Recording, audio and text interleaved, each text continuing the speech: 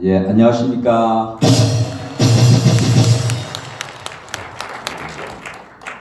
안녕하십니까 라고 묻기가 참 어색하게 다들 분노심도 있고 잠도 잘 안 오시고 밥맛도 없고 어욕이 없는 분들이 많으실 거라고 생각합니다.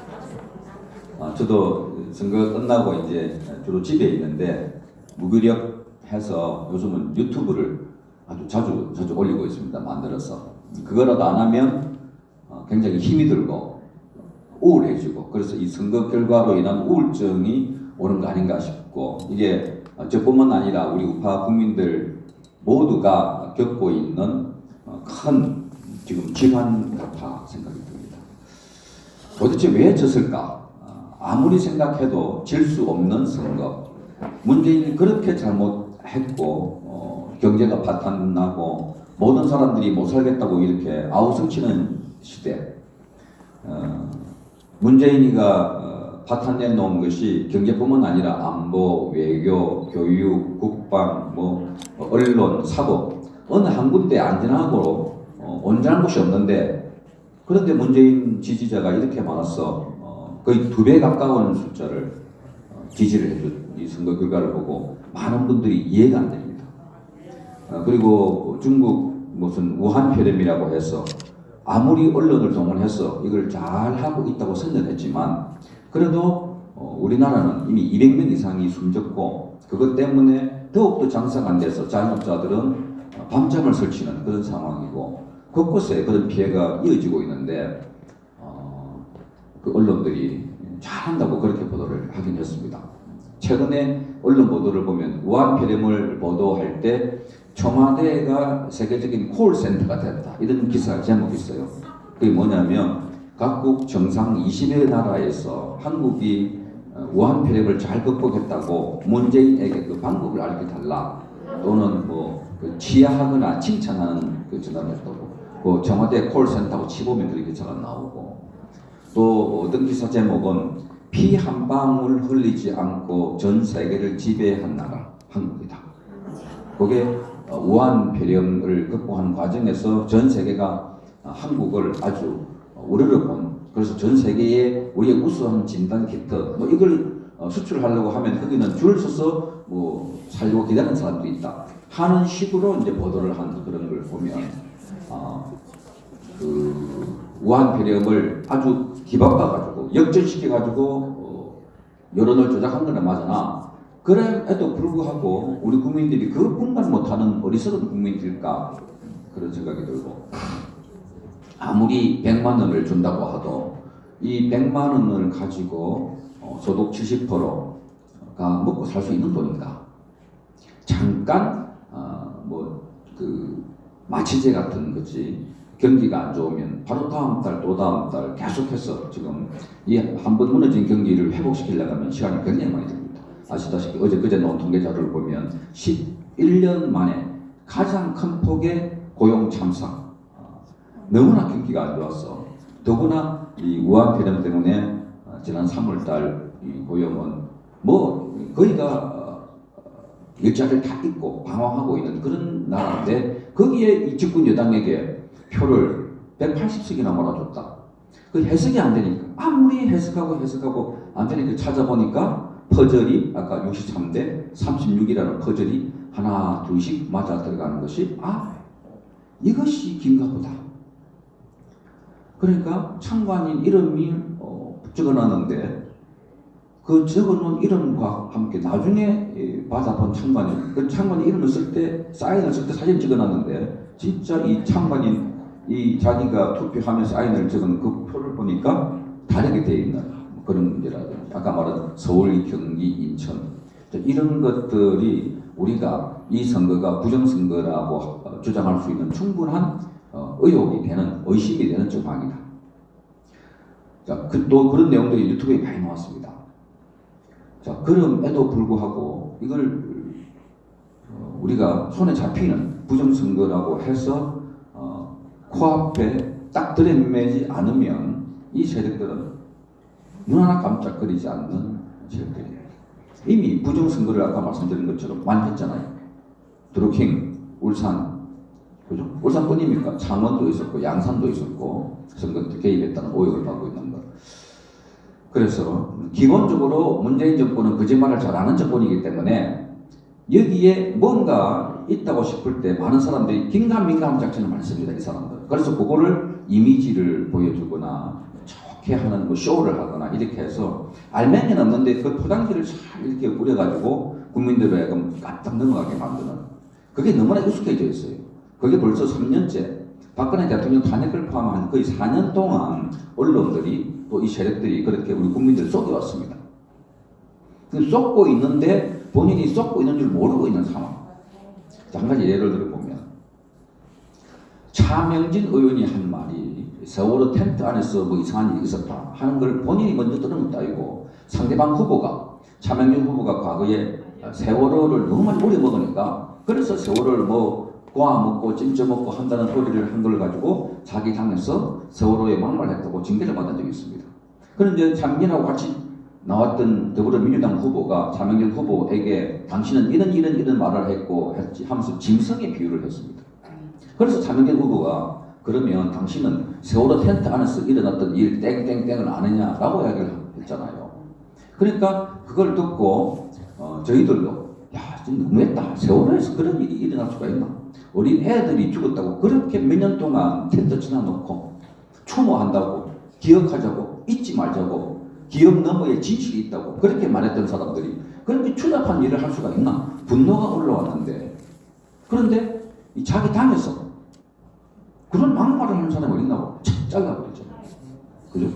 어쨌든 자르려도 안 되니까 윤리위원회 명의가지고 탈당 금융했는데 이거를 보고 많은 사람들이 또 그 보도를 하니까 차명진이가 막말을 한 거 맞나? 세월호 안에서 한 그거는 그렇게 하면 표현하면 안 되는가 보다? 이게 쏘아가거나 그렇게 자기 생각을 수정하는, 내가 생각했던 게 참 잘못된 것 같고 차명진이가 한 말이 막말이 맞는가 보다. 그러기에 그대 야당에서 자기 후보를 저렇게 화가 나가지고 자르기도 하지. 이게 오늘날 대한민국 국민들의 흔들리는 언론, 여론, 선동에 쏘가 넘어가고 있는 상태입니다. 그러니까 언론에서 계속해서 문재인이가 우한 폐렴을 극복했다, 전 세계가 키트를 살려고 한다, 막 FDA 승인 받았다. 그 거짓말이었어요. FDA 승인 받았다는 것도. 뒤에 뉴스 나온 거. 그 어느 것도 없었어요. 그러니까 이런 것들에 우리가 자꾸 노출되고 익숙해지니까 이미 우리 국민들은 문재인이가 하는데 쏘가 넘어가는데 이미 그걸 정도를 기준점을 잡지 못한다. 어느 언론이든 야당이든 제대로 중심을 잡아서 그래 저걸 보면은 이 상황을 이해돼야 하는데 그걸 보면 이해되는 KBS나 MBC, SBS, YTN, JTBC 어느 신문도 없어요. 어느 방송도 없어요. 언제는 이랬다가 어떻게 저렇게 했다가 심지어 조중동도 자기에게 유리하면 우파를 공격하고 그러니까 우리 국민들이 말 듣고 있다가 한쪽에서 싹 몰아가면 몰려가는 현상에 너무나 익숙해 있다. 언제부터 시작됐느냐? 광우병부터 시작했다가 문창극 총리 낙마도 그래 보였고 박근혜 대통령 세월호 7시간인데 그렇게 난리를 친 거 아닙니까?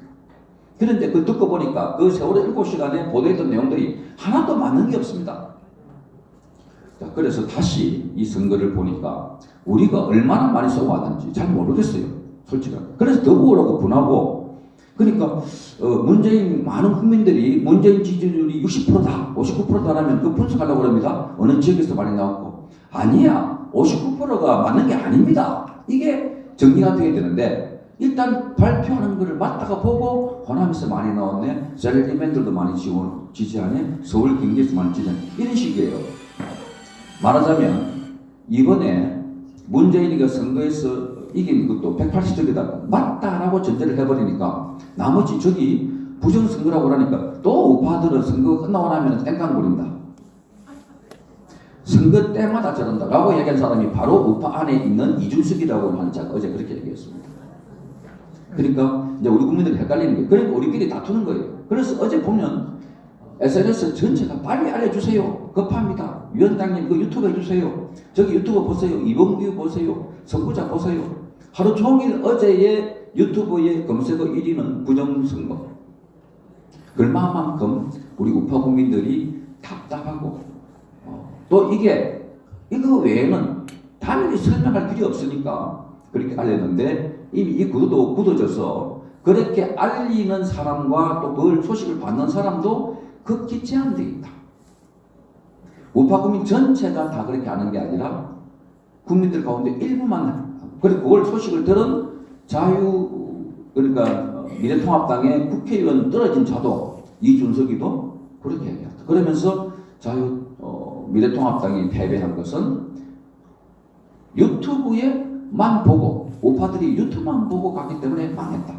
이런 소리를 또 어디 나와서 하면 그걸 듣는 우파들도 맞아. 이렇게 해서 우리 내부가 아노미처럼 지금 뭐가 붕괴되고 있는 상황이 왔습니다. 이럴 때 가장 확실한 것은 기준과 원칙을 보고 지켜야 됩니다. 그러면 문재인을 다시 돌아보니까 이 자가 진실로 말하거나 참을 말하거나 한 적이 거의 없습니다. 온갖 부정 비리를 저지르던 조국을 그 언론이 그렇게 청문회 가고 하는데 가운데 법무부 장관을 임명한 것이 문재인입니다. 그리고 저 현충일 행사 가서 우리 국군의 뿌리를 누구죠? 김원복이라고 그랬지 않습니까? 그리고 신영복을 존경한다고 그러고, 그러니까 이 사람, 이 체제가 하는 것은 전부 다 거짓말이 많다.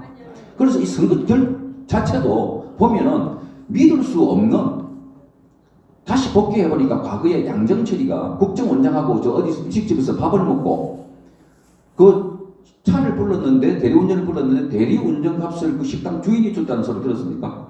기억나십니까? 양정철이가 왜 국정원장을 그때 만났을까요? 그러니까 이 과정에 국정원장이 어떻게 개입되고, 이 과정에 여권의 어떤 사람들이 어떻게 개입되고, 선거관리위원회 상임위원이 조혜주라고 장관급입니다. 이 사람을 임명할 때 당시에 자유한국당이 반대를 했습니다. 왜? 문재인 대선 캠프에서 이름이 올라가 있던 사람입니다. 그래서 그 사람이 선거관리위원회 상임위원이 되면 올바른 선거관리를 못한다. 그래서 청문회 아예 열지도 못하게 했습니다. 그랬더니 문재인이가 덜렁 임명을 해버렸습니다. 청문회 열지도 않고. 그걸 전체 종합해보니까 선관위 상임위원장을 이렇게 무리하게, 그것도 자기 캠프에 있는 사람들, 그 게임의 룰을 지키지 않고 패스트 트랙을 지난번에 자유한국당이라고 하는 상대방이 배제된 그 국회 법안을 통과시킨 걸 보면 이 집단은 법이나 원칙을 지키지 않는 집단이다. 자, 그렇게 다시 환원해서 다시 복귀를 해보니까 문재인 이 집단은 정말 황교안 대표가 전에 뭐 찾아가서 영수회담을 하자, 뭐를 하자 할 대상이 아니다. 이자는 그냥 끌어내야 하는 집단이다. 이자는 싸워야 할 집단이지 타협할 대상이 아니다. 그걸 우리 국민이 모르고 있고, 그걸 언론들이 지금까지 속이고 있고 했기 때문에 여러분이나 저나 계속해서 내가 잘못 생각하고 있는 걸까? 왜 표가 이렇게 나왔지? 기독교인이 그렇게 많이 모이는데 광화문 광장에서 몇백만 명, 다 숫자를 합쳐보면 1000만 명 가까이 모이는데 50만 표가 뭐지? 우리가 이렇게 국민들로부터, 기독교인들로부터, 교회들로부터 배척받고 있구나. 그러면서 많은 사람들은 아까 우리 이동호 원장님께서 그렇게 생각하시는 분들이 많은 거예요. 내가 잘못했다. 우리 사회로 보면 개인이 잘못한 거와 우리 공동체가 잘못한 거가 있습니다. 물론. 그러나 그들을 그렇게 만들어 놓고 악한 세력이 우리를 짓밟고 거짓으로 속이는 세력과는 내가 반성하는 것과 별개로 저기는 반드시 싸워서 이겨야 됩니다. 손들고 자비를 구하고 어떻게 하면 되는 거 아닙니다. 그래서 싸우는 사람 정보원 목사님이 들어가 계시는데, 지금 이 사회성에 아까 제가 말한 헷갈리는 그 가치관 때문에 여의도 성복음교회에서 선거 전에 구국 선교회에서 찾아와서 기독자유통일당을 지지한다는 성명서를 발표했습니다. 목사님 한 분과 여러분들이. 그런데 그 다음날 여의도 성복음교회에서 우리 교회는 그런 성명서와 관련이 없습니다 하는 걸 발표했습니다. 그러면서 우리 교회는 정치에 중립적이고 어디에도 치우치지 않는 것을 원칙으로 삼고 있습니다. 그러니까 맞아, 교회가 정치에 중립적이고 원칙을 삼고 있는 맞아, 그렇게 생각이 드는 거예요. 그게 맞습니까, 여러분?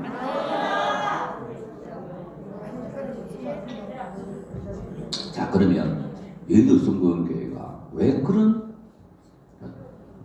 뒷날에 성명서 같은 것을 발표했을까? 얼마나 시달렸을까? 이 권력으로부터 얼마나 압박을 받았을까? 충분히 추측이 가능하죠. 가만 놔도 되는데, 왜냐하면 우리 여기서도 여의도 성공교회에 대해서 뭐 목사님 그 지난번에 교계에 그 행사할 때 나오셔가지고 교육자들 할 때 그때 말씀하시는 보니까 우파들 위해서 지지해야 되고 좌파들과 싸우겠다, 그런 말씀하시는 보고 나라 TV 등등에서 올려가지고 얼마나 그 우리가 지지를 하고 성원했습니까? 그런데 그분 그 교회가 갑자기 선거서 하나 냈는데 그 다음날 우리는 그런 걸 발표한 적이 없습니다 하는 걸 봐서, 그러니까 이 사회가 지금 3년, 그러니까 박근혜 대통령 탄핵분도 해보면 3년 넘게 문재인 체제와 이 좌파들의 손 안에 있다 보니까 저 영리한 386, 486, 586 요 세대가 진화해서 한생운동권 싸움하는 사람들 아닙니까? 곳곳에 들어가서 진지를 만들어가지고 거미줄처럼 우리 사회를 쫙쫙 연결시켜가지고 컨트롤을 하고 있다. 그런데 우리는 여기 번쩍한 게 쫓아가고 저기 번쩍한 게 쫓아가는, 그래서 저기하고 싸우는 여기 미래통합당은 기본적으로 저기와는 게임이 안 되는, 저기는 대학생이면 여기는 유치원생이에요. 저기는 첨단 무기를 갖고 있으면 여기는 새총을 갖고 있는, 그러니까 기본적으로 게임이 안 되기 때문에 우리가 거기 바꿔라, 싸우는 체급으로 바꿔라, 니는 초등학생이니까 유치원생이니까 빨리 적어도 고등학생, 대학생으로 빨리 나오느라, 그러려면 거기 싸울 만한 사람들은 광화문 광장에서 여기 싸우는 사람들이 그런 사람들이다, 바꿔라 하니까 선을 쫙 그어가지고 저기는 그보다 다시 김종인이라는 사람을 비대위원장으로 모시겠다 이러거든요. 그 모시겠다 하는 사람들 다 자기 욕심 가지고 지금 하는 사람들. 아니 이번 선거에 책임을 지고 했으면 물러가야죠. 맞아요. 그리고 그 사람이 더불어민주당과 문재인 정권을 탄생할 때 결정적으로 공을 세운 사람 아닙니까? 물러가야죠. 그리고 이 선거 끝나고 난 뒤에 뭐라고 얘기했냐면 이번에 국민들이 저렇게 선거 결과를 만들어준 것은 이 문재인 정권에게 잘하고 있다는 것을 인정한 것이다. 따라서 우리를 지지하는 국민들도 그 길을 따라야 한다는 뜻이야겠습니다. 한번 검색해 보십시오. 선거 끝나고 난 뒤에 그런 말을 한 적이 있습니다. 그 생각이 뭐냐면 이 사람의 생각은 더불어민주당의 생각에서, 적어도 더불어민주당에 가까운 좌파적인 생각에서 미래통합당을 관리하고 미래통합당을 어떻게 혁신하겠다고 하는 생각을 갖고 있기 때문에 김대호나 차민정이가 그런 발언하는 순간 바로 잘라야 되는, 그러니까 싸워야 할 사람의 싸움을 못하게 하는, 그래서 우파들이 지금 이런저런 기간 동안에 너무나 많이 헷갈려가지고 야 이게 옳으냐 저게 옳으냐, 그럼 이렇게 말하면 너는 극우지, 저렇게 말하면 너는 중도지, 막 회색이 되어 있는 분탕질을 하는 까지 왔다. 그래서 다시 우리가 이 에너지를 모으고 힘을 모아서 싸워야 된다, 그렇게 생각을 합니다. 제가 말을 좀 길어서 죄송한데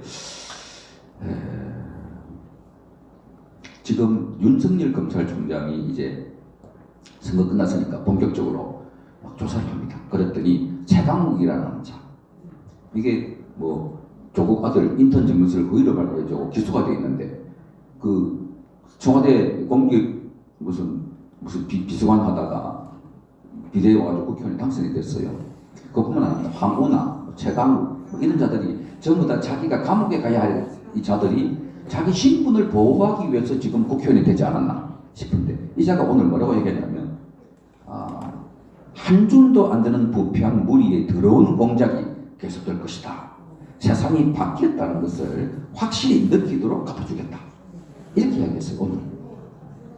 그러니까 이제 이 윤석열을 이 누구 이야기냐? 주로 윤석열 검찰에 대한 이야기입니다. 그런데 윤석열 검찰총장은 어제 이 최강욱에 대해서 수사 지시를 배당을 했고 최강욱에 대해서 본격적인 수사에 착수했습니다.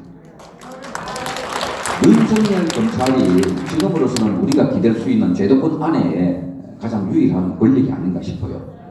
그래서 윤석열 검찰이 최강욱도 조사하고 황운하도 조사하고 아까 말씀하신 90명의 선거 부정 사범도 조사하고 그렇게 해서 이 윤석열이가 최종 조사할 대상은 문재인입니다. 여러분, 이 에너지를 모아주려면 우리가 뭉쳐야 되고 다시 힘을 합쳐야 됩니다. 이제 광화문 광장이 오픈될 것 같습니다. 19일로 뭐 사회적 격리 이게 끝이 나지 않습니까? 그런데 이 꼼수를 돌려가지고 다시 뭘 해보겠다 하나? 그러나 사회적으로 워낙 비용이 많이 들고 경제가 안 좋으니까 예배 등등은 하자 하는 논리가 많이 나오는데 곧 19일에 발표를 한다고 합니다. 자, 그러면 광화문이 열리면 이제 다 나오셔야 됩니다. 대한민국 국민이라면 더 이상 뭘 기대고 뭘 바라고 뭘 두려워하겠습니까?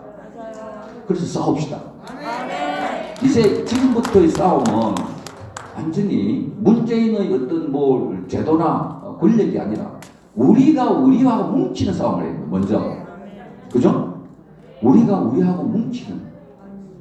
그래서 좀 더 집회도 재미있게 하면서 그리고 문재인 정권의 저 비수를 하면서 윤석열을 도와주고 우리 에너지를 모으니까 지난해 윤석열의 에너지를 도와주니까 바로 조국이를 문재인이가 낙마시켰지 않습니까? 이제 싸울 것은 뭐 의석 80석 90석 아무 의미가 없습니다. 사실상 저기가 180석 부정투표를 할 가능성이 굉장히 농후하고 어쨌든 저기가 180석 과반 이상 거의 3분의 1을 가져갔기 때문에 지금부터 의석 10석 20석 더 많고 적고는 의미가 없고 국민의 힘으로 국민에 의해서 국민이 싸워야 그래서 윤석열도 수사를 제대로 할 수가 있고 문재인이가 이제 물러갈 수 있는 것은 바로 여기 계신 여러분과 이 유튜브를 보고 계신 대한민국 국민 여러분 그리고 해외에 계신 동포 여러분 여러분이 함께 모아주시고 힘을 모아주시고 함께 모이십시다. 그래서 저 문재인을 타도합시다.